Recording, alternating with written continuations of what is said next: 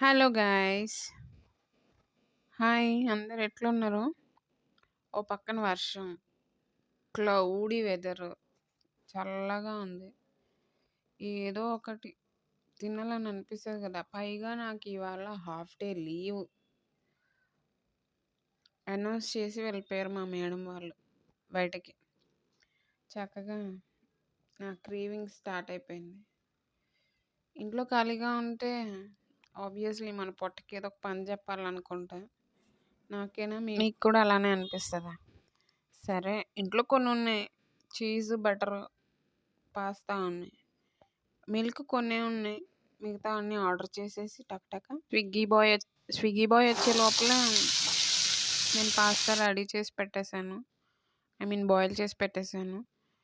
ఆయన రావడమే ఆలస్యం. వెజిటేబుల్స్ అన్నీ కట్ చేసేసి ప్యాన్ పెట్టేసి బటర్ వేసేసి వెల్లుల్లి వేసేసి ఆనియన్, గార్లిక్ వేసి చక్కగా ఫ్రై అవనిచ్చిన తర్వాత మిగతా వెజిటేబుల్స్ అన్నీ వేసేసి అందులో కొంచెం oregano, pepper, salt, chilli flakes వేసాను.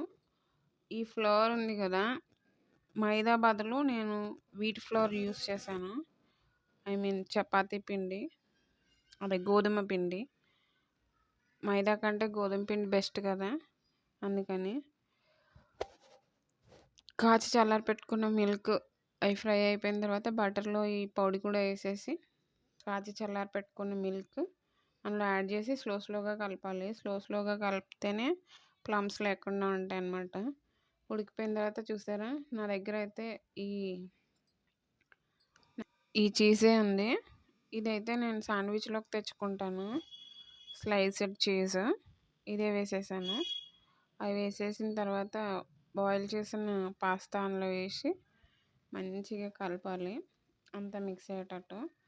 అది ముందు స్టిక్కీగా ఉన్న ఒక్కసారి పాస్తాలోకి పాస్తా సాస్లోకి వెళ్ళగానే చక్కగా దానికి విడిపోతుంది అనమాట. అంతేనండి. మీకు కూడా నచ్చితే అలాగా రెడీ చేసుకోండి, ట్రై చేయండి. మన ఛానల్ని సబ్స్క్రైబ్ చేయండి, వ్యూస్ ఇవ్వండి.